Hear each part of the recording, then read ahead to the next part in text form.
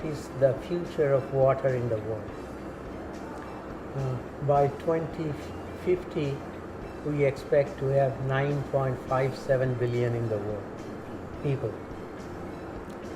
And they need not only water for drinking, but also water for food production, water for energy production, water for industrial development. And concurrently, we have to make sure that the extent of pollution, both in developed and developing countries, are significantly reduced.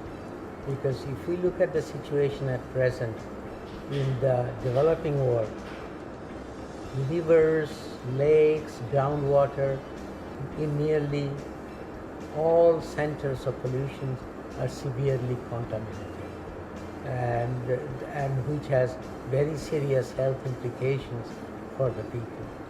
So our idea is, our work now focuses on how do we make sure people have enough water for all purposes, not only in terms of quantity, and what is mostly forgotten these days are quality.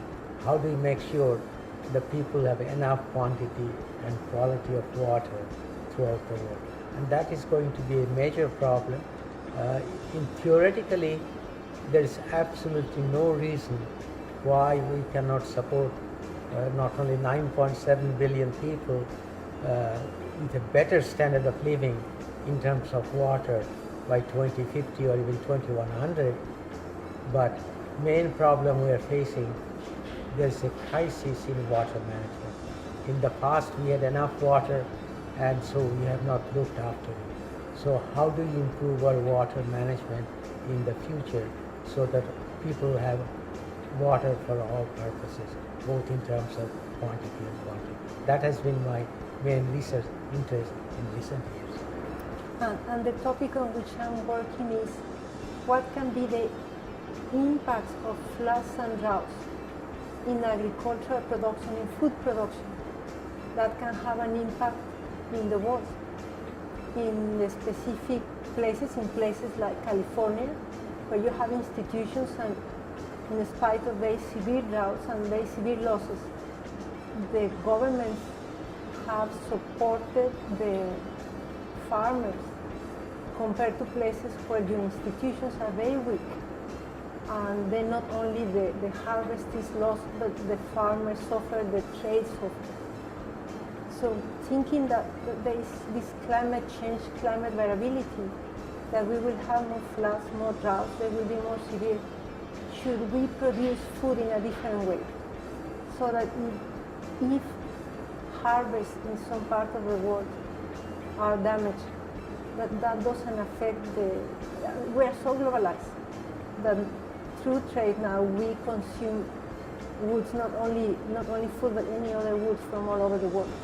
So if we lose harvest, if food production doesn't come out from one country, does that mean that in another country we will stop eating something? Or if food production has to change?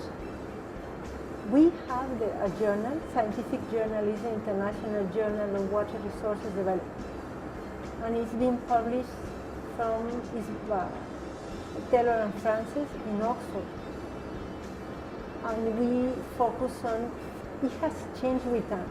At the beginning the focus was development, because that was the focus of the world at that time, construction of infrastructure. And as the paradigm of water has changed, so we have tried to change the focus of the journal. So now it's not only development, but also management, technology, human rights. So we have diversified, we have made it broader. And we publish in 180 countries, and it is published both online and in printed form. And it has a very interesting scheme under which people in less developed countries, the poorest countries, the libraries don't have to pay for the subscription.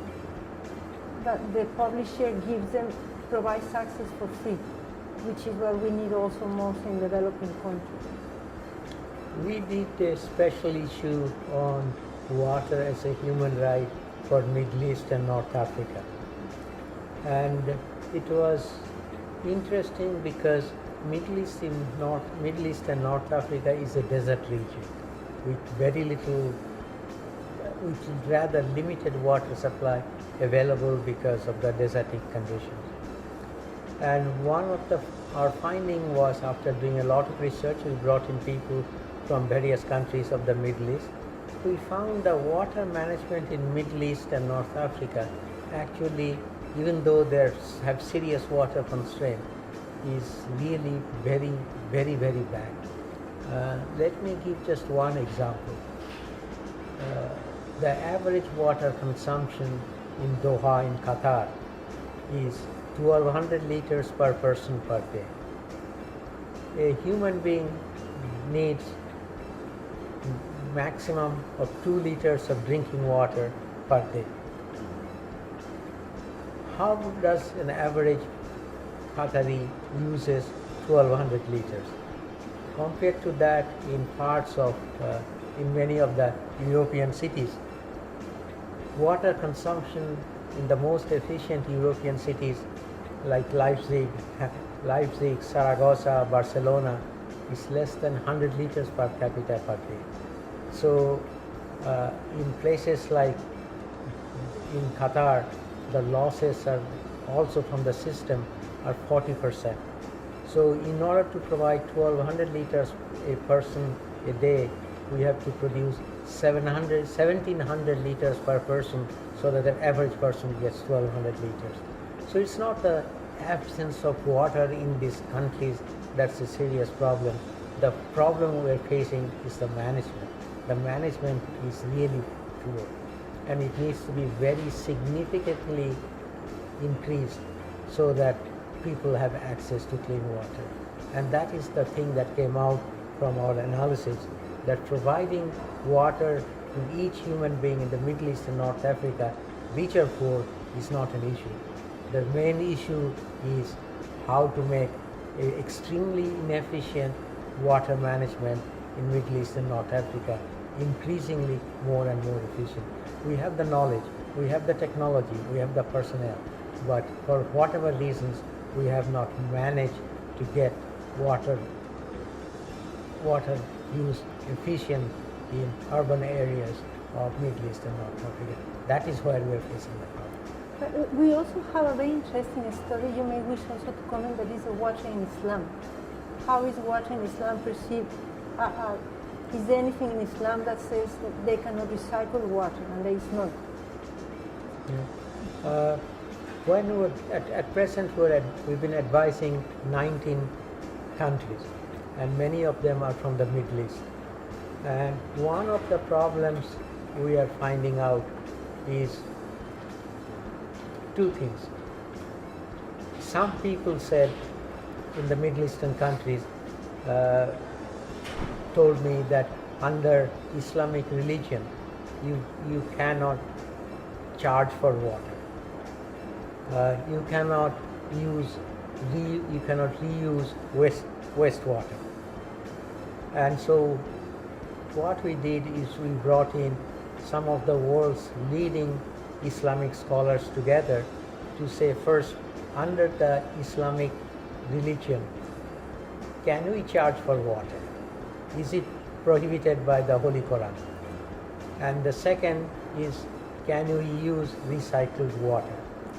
And it was interesting, after this discussions, it was unanimously agreed by all the Islamic scholars that you can charge for water. But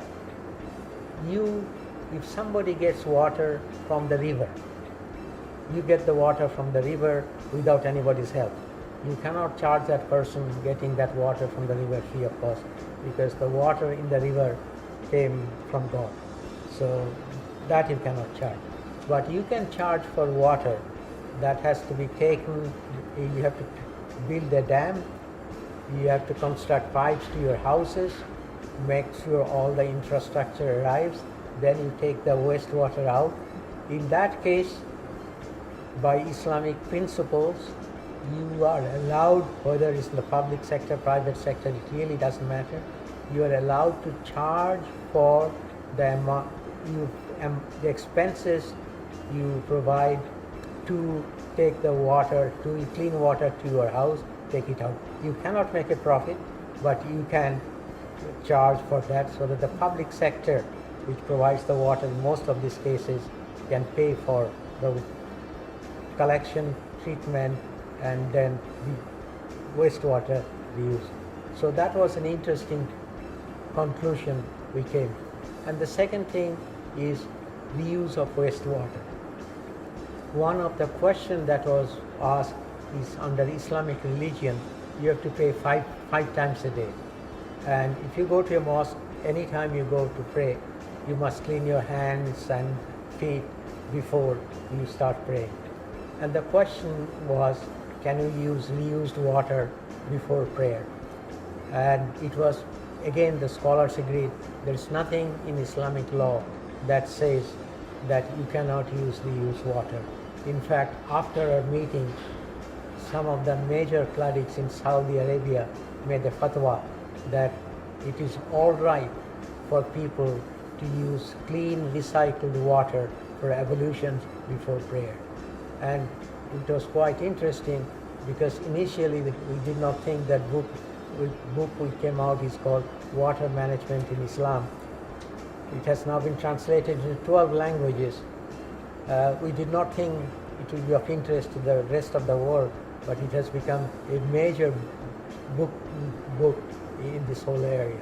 So we are finding out that there are many misconceptions, religious misconceptions, even within the Islamic conditions, Islamic countries, on what is possible and what is not possible.